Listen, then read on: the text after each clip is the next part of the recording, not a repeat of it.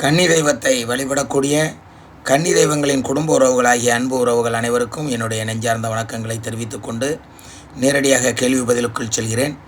இதோ ஒரு உறவு முன்றைய பதிவில் அனுப்பப்பட்ட ஆடியோவுக்கு இந்த பதிவில் பதிலளிக்க காத்திருக்கிறேன். இதோ கேளுங்கள். வருமான அவங்க நம்பிக்கை இல்லாத என்னை இது பண்ணிட்டு வாடகை வீட்டில் இருந்தாலும் பரவாயில்லன்னு சொல்லிட்டு ஒரு பூசாலியை வச்சு அந்த கோயில்ல இருந்து கெங்கை திரட்டி கூட்டிகிட்டு வந்துட்டாங்க. கூட்டிகிட்டு வந்து ஒரு வருஷத்தில் அந்த வீடு காலி பண்ணி அதே மாதிரி 7 வீடு காலி பண்ணிட்டோம். நாங்கள் கூட்டு குடும்பன்றதால நாங்கள் பிரிஞ்சிட்டோம், எல்லாம் தனித்தனியாக பிரிஞ்சிட்டோம். ஆனால் இருந்தாலும் நாங்கள் தான் பெரியவங்கன்றதால நாங்கள் எடுத்து அந்த மாதிரி வருஷம் வணங்குறோம். எல்லாம் தனித்தனியாக பிரிஞ்சு அவங்கவுங்க வீட்டில் இருக்கிறாங்க. இருந்தாலும் நாங்கள் வாடகை வீட்டில் இருந்து அந்த அம்மா வருஷம் எடுத்து வணங்குவோம் ஆடி மாதம்னா. ஆனால் எல்லாமே வந்து எங்கள் வீட்டில் தான் வணங்கிட்டு போவாங்க. வருஷம் தவறாத நாங்கள் அந்த ஆடி மாதம்னா செஞ்சுடுவோம். இது பெரிய தலை எல்லாம் பெரியவங்க எல்லாமே இறந்துட்டாங்க. இப்போ நாங்கள் தான் இருக்கிறோம். எங்கள் இப்போ பிளாட்டு வாங்கி இருக்கிறதால ஃப்ளாட்டில் அந்த இது செய்யலாமான்னு எல்லாரையும் நாங்கள் கேட்க போகிறதா இருக்கிறோம். நீங்கள் என்ன பதில் சொல்லுங்கள். அந்த 12 மணிக்கு இல்லாத வேறு டைமில் எதனா எடுக்க முடியுமா? நீங்கள் உங்கள் பதிவை பார்த்தோம் எனக்கு ஒரே குழப்பமாக இருக்குது. எங்கள் வீட்லேயும் கேளுமா, எப்படி அவங்க என்ன சொல்கிறாங்கன்னு கேளுங்க. அந்த இதை கேட்டுட்டு நீங்கள் கண்டிப்பாக நான் உங்களை சந்திச்சே ஆகணும். நேரில் சந்திப்பதற்கு வாய்ப்பு கிடைக்கிறதா என்று பார்ப்போம். நீங்கள் மீண்டும் என்னை வாட்ஸ்அப்பில் தொடர்பு கொள்ளுங்கள். உங்களிடம் நான் பேச வேண்டும். இன்னும் நீங்கள் அனுப்பியிருக்கிற ஆடியோக்கள் அனைத்தையும் கேட்டுவிட்டு இதற்கான பதில் தர முடியுமா என்று பார்க்கிறேன். இல்லையென்றால் நேரடியாகவே பேசுவோம். ஃப்ளாட் வாங்கிட்டு வந்ததால் எனக்கு என் மேலே வரவே இல்லை அந்த அம்மா. என் பொண்ணு மேலே தான் வராங்க. என் பொண்ணு வந்து மேல்லையே 2வது ஃப்ளோரில் வீடு வாங்கியிருக்கா. அவளும் அதே ஃப்ளாட்டில் இருக்கிறதால அவள் மேலே தான் வந்து அவங்க எது இருந்தாலும் சொல்கிறாங்க. ஏன்னா எந்த ஆபத்து இருந்தாலும் அவங்க வந்து சொல்லுறாங்க, எது இப்படி இருக்குது அப்படி இருக்குதுன்னு அவங்க சொல்கிறாங்க. அது வரலாம் ரொம்ப சந்தோஷம். ஆனால் முறைப்பிரகாரம் எடுக்கணும்னு நீங்கள் சொல்கிறீங்க, எனக்கும் ரொம்ப சந்தோஷமாக இருக்குது. எங்களுக்கும் ரொம்ப விருப்பம்தான் அந்த முறைப்பிரகாரம் எடுக்கிறது. நீங்கள் ஐயா ஃபோன் பண்ணுங்கள். இல்லை சென்னைக்கு வரேன்னு சொல்லியிருக்கீங்க, எப்போ வரீங்கன்னு சொல்லுங்கள், ஃபோன் பண்ணுங்கள். இல்லைன்னா ஒரு மெசேஜ் போடுங்க. எனக்கு இங்கிலீஷ் தெரியாது, தமிழ் தான். அதனால் எனக்கு தமிழில் சொல்லுங்கள். இப்போ அனுப்பின மாதிரியே தமிழில் சொல்லுங்கள். நானும் கண்டிப்பாக உங்களை வந்து பார்க்குறேன். மகிழ்ச்சி அம்மா. வருகின்ற 29ஆம் தேதி சென்னை சாலிகிராமத்தில் இருப்பேன். 30ஆம் தேதியும் சென்னையில் தான் இருப்பேன். 31ஆம் தேதி தான் புறப்படலாம் என்று நினைத்திருக்கிறேன் திருநெல்வேலிக்கு. பார்க்கலாம், வாய்ப்பு இருந்தால் நிச்சயமாக சந்திக்கலாம். மகிழ்ச்சி. அடுத்த ஆடியோவை கேட்கிறேன். எங்கள் கன்னி தெய்வம் பேர் சாந்தாம்மா. சாந்தாமாவே போற்றி, கன்னி தெய்வமே போற்றி, கன்னி தெய்வமே போற்றி, கன்னி தெய்வமே போற்றி. ஆனால் நீங்கள் சொல்கிற மாதிரி நூல் பாதையிலலாம் அவங்க அந்த அம்மாவை எடுக்கலைன்னு ஏதோ கோயிலில் ஒரு பொங்கல் வச்சு அவங்க இருந்து கூட்டிகிட்டு வந்த மாதிரி தான் அவங்க பண்ணாங்க. அப்படியெல்லாம் அழைத்து வர முடியாது. அது உங்களிடம் ஏதோ சும்மா கண்கட்டி வித்தை போன்று சொல்லியிருக்கிறார்கள். கன்னி தெய்வம் என்றால் அவர்களுக்கு பாதை என்பது நூல் பாதை தான். காலன் போக்குவிட்டு நூலை கெட்டி வீட்டிற்குள் அழைத்து வருவார்கள். ஆக நிச்சயமாக உங்களுக்கு கன்னி தெய்வத்தை எடுத்துத்தர நான் காத்திருக்கிறேன். ஆனால் நேரடியாக சந்தித்து பல விஷயங்களை பேசிவிட்டு பின்பு கன்னி தெய்வத்தை எடுப்பதை பற்றி யோசிப்போம். மகிழ்ச்சி. மீண்டும் உங்கள் ஆடியோவை கேட்கிறேன். அப்போல்லாம் நான் தெரியாது எனக்கு இப்படி தான் பண்ணுவாங்கன்னு. இப்போ நீங்கள் சொன்ன பிறகு தான் தெரியுது. ஆனால் அவங்க நூல் பாதை தேங்காவில் எதுலேயும் எடுக்கலை. அவங்க சும்மா அப்படி பண்ணிவிட்டு பணத்தை வாங்கிக்கிட்டு ஏதோ பண்ணிட்டு போயிட்டாங்க. ஆனால் நைட்டே வந்தாங்க.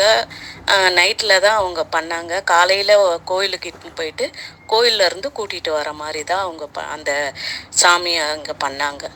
இப்போ தான் தெரியுது நீங்கள் சொல்கிறது. அதெல்லாம் அவங்க சும்மா பண்ணி விட்டுட்டு போயிட்டாங்கன்னு சொல்லிட்டு எனக்கு ஒரே குழப்பமாக இருக்குது. அதனால தான் நான் இப்போ உங்களுக்கு குழப்பத்தை பற்றி கவலைப்பட வேண்டாம்.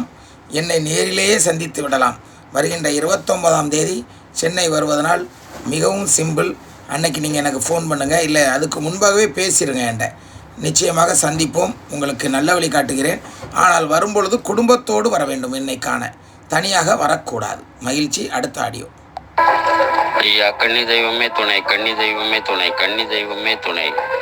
ஐயா மணிப்பிரகாஷ் என் பெயர். ஊர் பணிக்கநாடார் குடியிருப்பு. இப்போது திருப்பூரில் வசித்து வருகின்றேன். ஒரு கன்னி தெய்வத்தை வழங்கும் போது இடைச்சாக்காலம் வராது. ஆனால் இங்கு 5 கன்னி தெய்வங்கள் பதியில் உள்ளார்கள். எப்படி ஐயா இடைச்சாக்காலத்துக்கு வழிவகுத்தார்கள் என்பதே என் கேள்வி. கன்னி தெய்வமே துணை, கன்னி தெய்வமே துணை, கன்னி தெய்வமே துணை.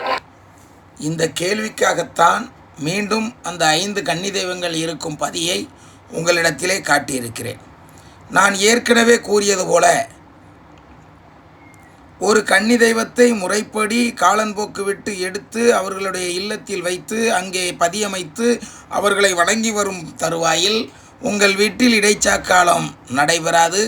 அதிலும் அந்த தெய்வத்தை நம்பி வணங்கும் பிள்ளைகளுக்கு இடைச்சாக்காலம் நடைபெறாது. நம்பாமல், தெய்வத்தை உள்ளே எடுக்காமல், தெய்வத்தை எடுத்தும் வணங்காமல் இப்படி வாழ்ந்து கொண்டிருப்பவர்களுக்கு இடைச்சாக்காலம் வருவது என்பது ஒன்றும் பெரிய விஷயம் அல்ல, சாதாரணமாக நடைபெறும். ஆகவே அன்பு பிள்ளைகளே, அது மட்டுமல்ல, கன்னி தெய்வம் என்பது இடைச்சாக்காலம் கிடையாது. அவர்கள் தெய்வமாக பிறக்கிறார்கள். இடைச்சாக்காலம் என்பது பேயாக திரிகிறார்கள். அது வேறு, இது வேறு. ஆகவே இந்த குடும்பத்தில் 5 கன்னி தெய்வங்கள் இருக்க வேண்டும் என்று ஆண்டவன் குறித்து வைத்திருக்கிறான் என்றால் அதை கன்னி தெய்வங்களும் சந்தோஷமாக ஏற்றுக்கொள்வார்கள். மனித வாழ்வின்படி ஒரு குழந்தை இறப்பது என்பது மிகவும் கடினமான ஒன்று. ஆனால் கன்னி தெய்வமோ தனக்கு தன் கூட வரக்கூடிய அடுத்த தெய்வத்தை அறிந்தாலும் அதை ஆண்டவனின் எழுத்து என்பதனால் அவர்கள் தெய்வமாக இருக்க வேண்டும் என்பது இவ்வுலகின் சட்டம் என்பதனால் அவர்கள் தெய்வமாக பிறக்கிறார்கள். ஆகவே தெளிவாக தெரிந்து கொள்ளுங்கள். உங்கள் கேள்விக்கான பதில், ஒரு 5 கன்னி தெய்வம் இருக்கிறது என்பதனால் நீங்கள் அப்படி கேட்டிருக்கிறீர்கள். ஒரு கன்னி தெய்வம் இருந்தாலே இடைச்சாக்காலம் கிடையாதே என்று. இது கன்னி தெய்வமாக பிறந்திருக்கிறார்கள். இது இடைச்சாக்காலம் அல்ல. முதலில் அதை நன்கு அறிந்து கொள்ள வேண்டும். இடைச்சாக்காலம் என்பது வேறு, கன்னி தெய்வமாக பிறப்பது என்பது வேறு. நன்றி உறவே. அது மட்டுமல்ல, ஒரு கன்னி தெய்வத்தை முறையாக வழிபடாமல் இருந்தால் வீட்டில் எத்தனை உயிர்கள் சென்றாலும் அதற்கு அந்த கன்னி தெய்வங்கள் பொறுப்பாக முடியாது என்பதை கூறிக்கொண்டு அடுத்தபடியாக ஒரு கேள்வி.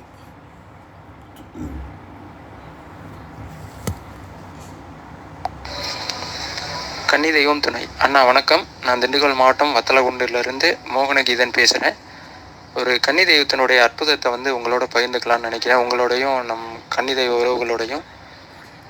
என்னுடைய தெரிஞ்ச ஒரு சகோதரி நம்ம ஊரில் குடியிருக்கிறாங்க.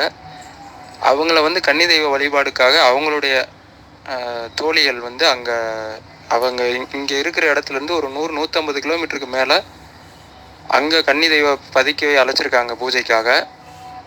இவங்களும் இந்த அக்காவும் அந்த அண்ணனும் அவங்களுடைய கணவரும் சேர்ந்து அங்கே ஒரு 150 கிலோமீட்டர் தாண்டி அவங்களுடைய பூஜைக்காக இங்கேருந்து போயிருக்காங்க. போன இடத்துல இந்த கன்னிப்பதியில் ஒரு பெண்ணுக்கு கன்னி தெய்வம் இறங்கி வாக்கு சொல்லும்போது, கணக்கு சொல்லும்போது இவங்கள கூப்பிட்ருக்காங்க. இவங்கள ஆளாக கூப்பிட்ருக்காங்க. அவங்க என்ன செய்தாங்கன்னா, அந்த கன்னி பதியில் இருக்கிற அந்த பூவை எடுத்து இவங்களுடைய இங்கேருந்து போன சகோதரியுடைய காலில் தடவி இருக்கிறாங்க. ஆனால் இதில் ஒரு பெரிய அதிசயம் என்னென்னா, இந்த அக்காவுக்கு கால் வலி இருக்குது. இவங்களுக்கும் இவங்களுடைய கணவருக்கு மட்டும்தான் தெரியுமே தவிர அங்கே இருக்க யாருக்குமே தெரியாது. அந்த காலில் இவங்க அந்த பூவை தடவும் போது ஒரு வித்தியாசமான உணர்வை இவங்க உணர்ந்துருக்குறாங்க.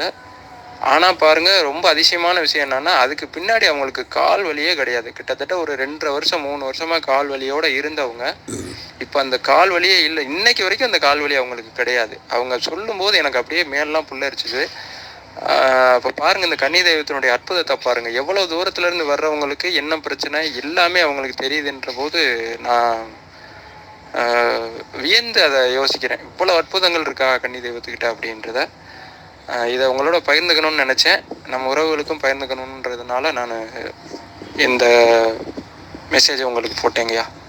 கன்னி தெய்வம் துணை. நன்றி அண்ணா. மகிழ்ச்சி. இது என்ன அற்புதம்! இதை விட பெரிய பெரிய அற்புதங்கள் எல்லாம் இன்னும் நிகழப்போகிறது. இந்த உலகங்கள் திரும்பி பார்க்கப் போகிறது. கன்னி தெய்வம் என்றால் என்ன என்பதை அனைவரும் தேடிச் செல்லப் போகிறார்கள் என்பதே உண்மை. மகிழ்ச்சி உறவே, மீண்டும் அடுத்த ஆடியோவை கேட்போம். அப்பா சாப்பிட்டீங்களாப்பா? அப்பா ஒன்றும் இல்லைப்பா, மன்னிச்சிருங்க, சில குழப்பம்ப்பா எனக்கு. கன்னி தெய்வத்து துணையோடு நான் அதை கேட்குறேன்ப்பா. அப்பா ஒரு நாள் நான் உங்களுக்கு 1 மணி இருக்கும்ப்பா, நான் உங்களுக்கு மெசேஜ் போட்டேன் அப்பான்னு.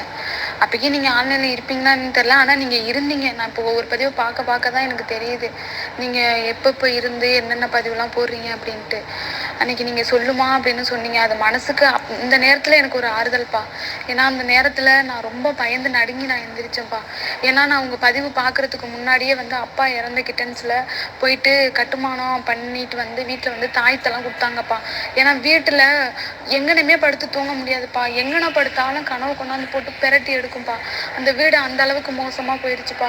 வீட்டு உள்ள வவ்வால் வந்து ஒரு ரூமில் அடைஞ்சிருக்குப்பா. ஏற்கனவே அந்த வீட்டில் துர்மரணம் பெரியப்பா இறந்துருக்காரு, அவர் துர்மரணம் அடைஞ்சிருக்காருன்னு சொல்லியிருக்காங்கப்பா. இப்போ அப்பா அதே அந்த நடு வீட்டுக்குள்ளே பாதி வந்து பூஜை ரூமு, பாதி வந்து ரூமு, பாதி ஹாலாக இருக்கும், டிவி ஓடிட்டுருக்கோம். அந்த இடத்துல தப்பா அப்பாவும் இறந்தாரு. அப்பா உயிரும் அங்கே தப்பா போணுச்சு. பெரியப்பாவும் அங்கே தப்பா இறந்துருக்காரு, அவர் துர்மரணம் அடைஞ்சிருக்காருன்னு எல்லாருமே சொல்கிறாங்கப்பா.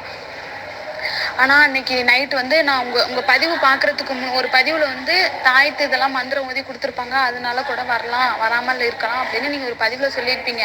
ஆனால் அந்த பதிவு பார்க்குறதுக்கு முன்னாடியே நான் கட்டின தாயத்தை நான் அவுத்துட்டேன்ப்பா. கன்னியம்மா இருக்கும்போது இது நமக்கு தேவைன்னு சொல்லிட்டு அவுத்துட்டப்பா. அவுத்த அன்னைக்கு எனக்கு கனவுல வந்து 4 விளக்கு வாங்கி அந்த விளக்கு வந்து ஜாயின் பண்ணுற மாதிரி கனவு கொண்டாந்து காமிச்சிச்சுப்பா. நான் வெளில உட்காந்துருக்கேன், முருகன் போட்டவை யாரோ கொண்டாந்து வெளியில் கொண்டாந்து என்னட்ட கொடுக்குறாங்கப்பா என் கையில். அப்படி கனவு வந்துச்சுப்பா. மறுநாள் சாயங்காலம் விளக்கு ஏற்றிட்டு அம்மாட்ட வந்து சொல்கிறேன், அம்மா கன்னி தெய்வம் துணை இருக்குது, நீ கவலைப்படாத, நான் நல்லபடியாக போய் சென்னைக்கு போய் நான் வேலை பார்க்குறேன், நீ பார்த்து பத்திரமா இருமா, கன்னி தெய்வம் உனக்கு துணை இருக்குது என்றைக்கும், கவலைப்படாத அப்படின்னு சொல்லிட்டு அன்னைக்கு நைட்டு நாங்கள் படுத்து தூங்குறோம்ப்பா. தூங்கும் போது எனக்கு கனவுல வந்து எங்கள் அப்பாவை காட்டுதுப்பா. வீட்டுக்குள்ளே வந்து எங்கள் அம்மாச்சி, எங்கள் அப்பா இறந்து மறானாலே எங்கள் அம்மாவோட அம்மா இறக்குறாங்க. எங்களால் அங்கேயும் போக முடியல. அந்த நடு வீட்டுக்குள்ளே எங்கள் அம்மாச்சி இருக்காங்க. எங்கள் அம்மாச்சி நிற்கிது. எங்கள் அம்மாச்சி கண்ணு அப்படியே ரத்த கலரில் இருக்குப்பா. அது கேட்குறாங்க, நல்லா இருக்கீங்களா அம்மாச்சி அப்படின்னு கேட்குறேன். நல்லா இருக்கேன் அப்படின்னா, ஏன் இந்த மாதிரி பண்ணீங்க அப்படின்னு நான் எங்கள் அம்மாச்சி கேள்வி கேட்குற மாதிரி இருக்குது. அது உள்ள ஒரு ரூம் மாதிரி இருக்குது, அதுக்குள்ளே யாரோ நிற்கிற மாதிரி இருக்குப்பா. அதுக்கப்புறம் சைடில் இங்கிட்டு ஒரு ரூம் இருக்குப்பா. அந்த ரூமில் ஒரு பொம்பளை ஆளு கடந்து அலறுது, அதாவது பேய் அலற சவுண்டு மாதிரியே அந்த ரூம் உள்ள கேட்குதுப்பா. கனவுலையே அப்படியே எனக்கு எல்லாம் இது பண்ணுதுப்பா, அதிர்ச்சியாக இருக்குப்பா. அந்த ரூமை உத்து பார்த்தா ஒரு பொம்பளை வந்து ஜாக்கெட் மட்டும் போட்டிருக்காங்க, கீழே பாவாடை போட்டிருக்காங்க, ஆனால் மேலே சேலை எதுவும் இல்லை, அப்படியே கையை வச்சு பொத்திக்கிட்டு நிற்கிறாங்க. எங்கள் அப்பா அவருக்கும் பக்கத்தில் நிற்கிறாங்கப்பா, அந்த பொம்பளைக்கும் பக்கத்தில். எங்கள் அப்பா அப்படியே அமைதியாக போய் போர்வை எடுத்து போத்திக்கிட்டு அப்படியே தூங்குறாங்கப்பா. இந்த மாதிரிப்பா தூங்குறாங்க. நாங்கள் அதோட வெளில அந்த வீட்டை ஒருவேளை நம்ம கன்னியம்மா தான் அழுகுறாங்களோ அப்படின்னு நினச்சிட்டு நான் சொல்கிறேன். பின்னாடி திரும்பி பார்த்தா வீட்டுக்கும் வெளியில் வேப்பமரம், அதாவது நான் கும்புற வேப்பமரம் இல்லாமல் பக்கத்தில் வேப்பமரத்தில் மஞ்சள் பூசி குங்குமத்தில் 2 கண்ணு வச்சு அப்படியே பெரிய வேப்பமரமாக இருக்குப்பா. அந்த மாதிரி இருக்குது. வீட்டை விட்டு எல்லாருமே வெளில வர மாதிரி கனவு நான் கண்டேப்பா. அந்த கனவுலையுமே நான் உங்களுக்கு வந்து ஃபோன் பண்ணுற மாதிரி எனக்கு அந்த கனவுல காட்டுதுப்பா. நான் உங்கள்கிட்ட ஃபோன் பண்ணி சொல்கிற மாதிரி இருக்குது. அதனால தான்ப்பா அன்றைக்கி 1 மணிக்கு நான் எந்திரிச்சு வந்து நான் உங்களை அப்பான்னு கூப்பிட்டேன். நீங்கள் சொல்லுமான்னு சொன்னீங்க. அப்போக்கி நீங்கள் இருப்பீங்களான்னு தெரில. நீங்கள் சொல்லுமான்னு சொன்னோன்னே நம்ம கன்னியம்மா முழிச்சுக்கிட்டு தான் இருக்காங்க, நீ ஏன் கவலைப்படுற, நான் இருக்கேன் அப்படிங்கிற மாதிரி இருந்துச்சுப்பா. அதனால தான்ப்பா அன்றைக்கி நான் உங்ககிட்ட பேசலை. மறானாலும் நான் உங்ககிட்ட நான் எதுவுமே கேட்கல, நம்பிக்கையோடு இருப்போம் அப்படின்ட்டு தான்ப்பா இருந்தேன். இப்போ வந்து வீட்டில் வந்து செய்வன கோளாறு எல்லாமே இருக்குப்பா. அப்பா 90 கடந்து எடுத்திருக்காரு, காசு வெட்டி கடந்து எடுத்திருக்காரு, நெல்லுலலாம் கொண்டாந்து 90 கடந்து இந்த மாதிரிலாம் இருந்திருக்குப்பா. அப்பா செய்வன கோளாறுல தப்பா இறந்தாரு. வீடு பிரச்சனை, வீட்டு உள்ள வவ்வால்லாம் அதிகமாக வந்து இருக்குப்பா, குடியிருக்குப்பா. ஒரு ரூமுக்குள்ளே எங்களை நிம்மதியாகவே இருக்க விடாதுப்பா. ஆனால் வீடு ஃபுல்லாக வவ்வால் தான்ப்பா. அந்த வவ்வால் அது நாங்களும் என்னென்னமோ பண்ணி பார்த்தா அது இந்த வீட்டை விட்டே போகலைப்பா. அந்த வவ்வால் அப்படி இருக்குப்பா. வணக்கம்மா, நீ யார் பேசுகிறாங்கிறத நான் புரிஞ்சுக்கிட்டேன். நீ யார், எந்த ஊர்லேருந்து பேசுகிறா, இப்போ சென்னையில் வேலைக்கு இருக்கிற, எல்லாமே தெரியுமா, மகிழ்ச்சிமா. ஆனால் உன் வீட்டுக்குள்ளே நிச்சயமாக துர்மரணம் அடைந்த ஆண்மக்கள் வலம் வருகிறது. இதுக்கு என்ன செய்யணும் அப்படின்னு கேட்டிங்கன்னா, ஒரு கன்னி தெய்வத்தை வீட்டின் உள்ளே எடுக்க வேண்டும். ஒரு கன்னி தெய்வத்தை வீட்டின் உள்ளே எடுக்க வேண்டும். ஆனால் நீயோ வாசலில் உள்ள மரத்தின் அடியில் வைத்து வணங்கி கொண்டிருக்கிறாய். ஏற்கனவே இதுக்கு ஒரு பதிவு கூட நான் போட்டிருக்கிறேன். வாசலில் மரத்துக்கு அடியில் வச்சுலாம் கன்னி தெய்வத்தை வழிபட முடியுமா என்று ஒரு பதிவுகள்லாம் போட்டிருக்கிறேன். ஆகவே அந்த பதிவெல்லாம் நீ நிச்சயமாக கேட்டுட்டு என்னை தொடர்பு கொள்வாய். மற்றபடி இந்த சின்ன சின்ன ஆன்மாக்கள், உங்கள் அப்பா ஒரு சின்ன சாதாரணமான ஆன்மா, உங்கள் பாட்டி ஒரு சாதாரணமான ஆன்மா, இவங்கெல்லாம் வந்திருக்காங்கங்கிறதுனால அது ஒரு பயப்படக்கூடிய விஷயமானு கேட்டால் கிடையவே கிடையாது. ஓட ஓட விரட்டிடலாம். நீ முதல்ல செய்ய வேண்டிய என்னென்னா, உன்னுடைய கன்னி தெய்வத்தை முறைப்படி அந்த வீட்டை விற்கவே மாட்டோம், நமக்கு வாழையடி வாழையாக அந்த வீடு நமக்கு வேணும் அப்படின்னு நீ நினச்சா அந்த வீட்டில் முறைப்படி எடுப்பது தான் நல்லது. இதற்கு என்ன செய்யணும்? உங்கள் அம்மாவுடைய ஒத்துழைப்பு வேணும். அவங்க இல்லாமல் செய்ய முடியாது.